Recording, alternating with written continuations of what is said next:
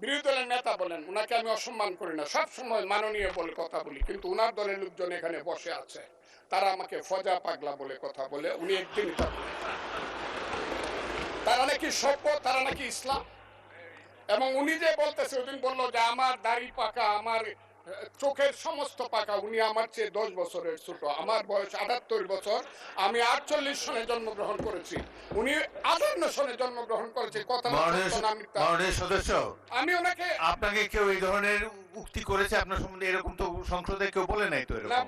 করেছে, আপনি কেন নিজের টেনে করেছে বলেন প্লিজ। আছে এখানে, এখানে উপস্থিত। আমি আজকে আপনাকে বলতে চাই, আমি যে কথাটা বলতে চেয়েছিলাম, বিরোধী দলের নেতা বলেছেন উনি মুক্তিযোদ্ধা পরিবারের লোক এবং উনি শহীদ পরিবারের লোক এবং উনি জামাত ইসলাম করেন।